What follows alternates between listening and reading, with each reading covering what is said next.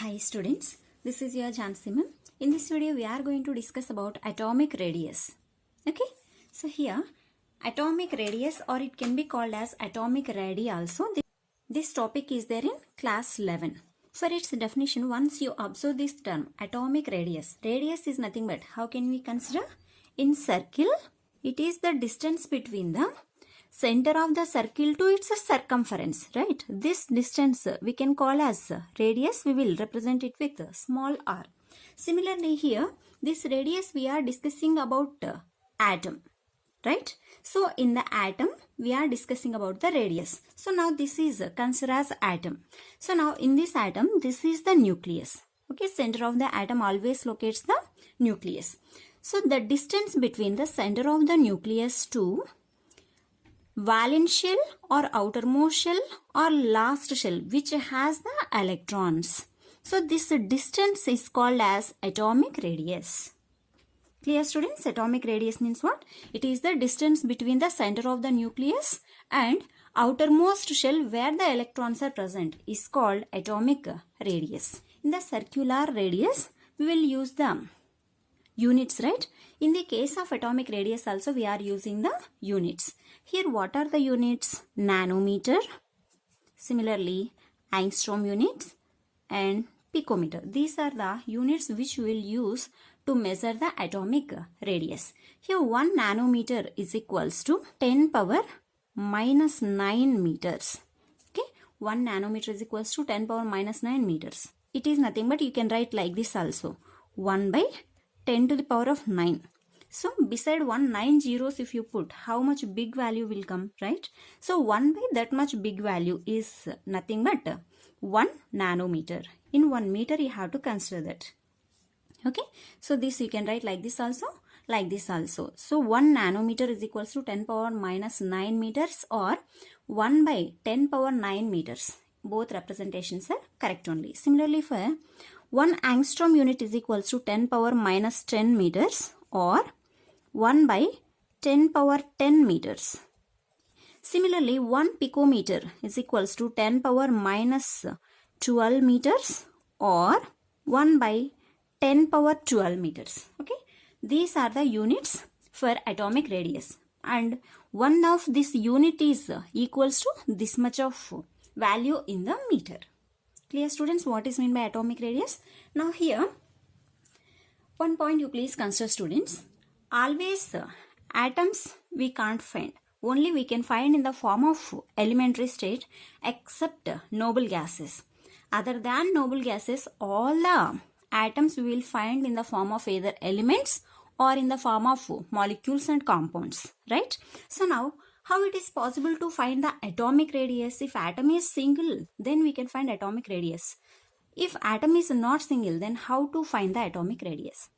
Here various methods or various types of atomic radii we can discuss. Okay, so those various types of atomic radii are covalent radii, metallic radii, and it is having another name also, that is crystal radii. Third one is van der Waals radii. About this in intermediate book in detailed explanation he has not given, just simple definition like he has given. Now I will explain in detail. Okay, now first one is covalent radii. So here covalent radii is used for the non-metals. Similarly metallic radii, name itself it is indicating, right? So it is used for metals. About the van der Waals radii I will tell you later. Now first of all, covalent radii. Generally elements, always they are present in the form of either elementary form or molecule or compound form, right? So when they are forming the molecules or elements or whatever that may be, atoms first of all involves into the bond formation. So few elements will involve in the covalent bond formation, few are in the metallic bond, few are in ionic bond, few are in coordinate covalent bond, and so on. Okay, in chemical bonding lesson you will learn all those. The compounds which have formed by the covalent bond, those compounds are called covalent compounds. So in the covalent compounds, if we measure the atomic radii, that is covalent radii. This is generally used for the non-metals. And here covalent bond is two types. One is polar covalent bond and another one is non-polar covalent bond. Okay, polar means here partial positive charge and partial negative charges will form. But in the non-polar covalent bond, no partial charges will form. These are examples you can consider for polar and non-polar compounds. Now here, in non-polar, again you can classify into two types. Those are homonuclear diatomic molecules, and second category is heteronuclear diatomic molecules. So here homonuclear diatomic molecules are nothing but the molecules are having only one type of atoms of elements they contain. In the case of heteronuclear diatomic molecules, they are having more than one type of elements they contain. The definition of covalent radii is 1/2 of the distance between the center of the two nuclei bonded by a single covalent bond is called covalent radii. This we can give the definition. So for example here, now I will explain for homonuclear also as well as heteronuclear also. Now consider this is the homonuclear. For this atom here, nucleus is there. For this atom here the nucleus. Now this is the distance between the two nucleus. In this distance, half the distance we have to take. So here this much distance. Okay, so from here to here this is 1/2, and from here to here this is another half. So in these two halves we have to take only 1/2. So 1/2 of the distance between the center of the two nucleus is called covalent radii. If you take it for homonuclear diatomic molecules, it is the formula will come as distance of homonuclear diatomic molecule is equals to its radius of one atom and radius of second atom. Both are same type of atoms, right? So I have taken A. So now this we can write it as 2 Ra. Distance is now 2 Ra. In this 2 Ra, only 1/2 the distance, right? So 1 Ra. So this is radii. So in this 1/2 of the distance is the covalent radii for the homonuclear diatomic molecules. In case for heteronuclear diatomic molecules, now this is nucleus of this atom, this is the nucleus of this atom. Now in this case, this is atom A, this is also atom A. Now here this is atom of A element and this is atom of B element. So now in this case, same definition is same. Between the two nucleus, how much distance is there? In that distance, 1/2 we have to take. Not 1.5 students. Here 2 halves will come in this between this distance. If you make it into two parts, now 2 halves are there, right? In that 1/2 you have to consider. So now this is the total distance. From here to center 1/2 will come. From this center to this another B atom, another half will come. So in these two halves, only 1/2 is the radius for this heteronuclear diatomic molecule. Now for this we can give the formula as distance of AB molecule.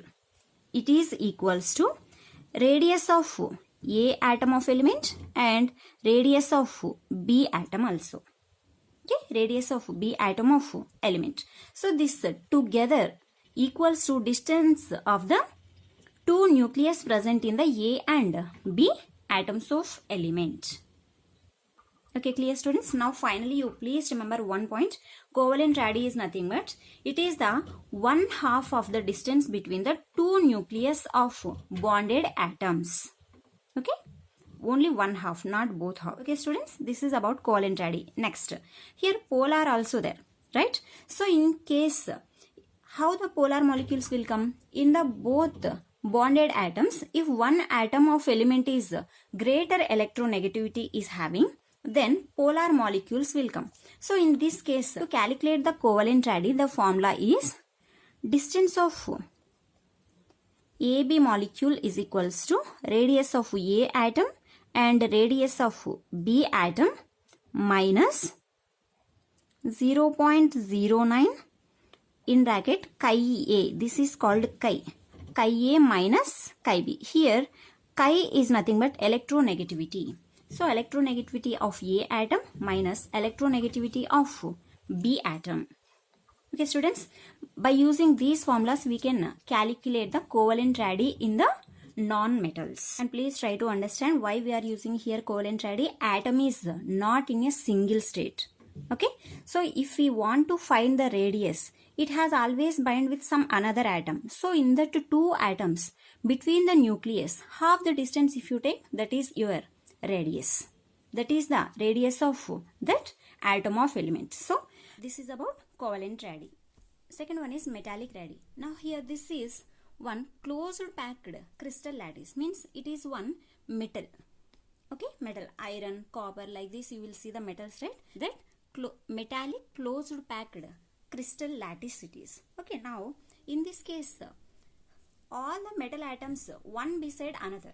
Okay, they are forming actually in metallic bond. About this you will learn in the chemical bond itself. In the metallic bond, the metal atoms closely packed with one another. Okay, now these are the two metal atoms and this is the nucleus of this atom, this is the nucleus of this atom. Now between these two, one half of the distance you have to take. Okay, so here how can we define this? Half of the distance between the nuclei of two adjacent metal atoms. Adjacent means one beside another.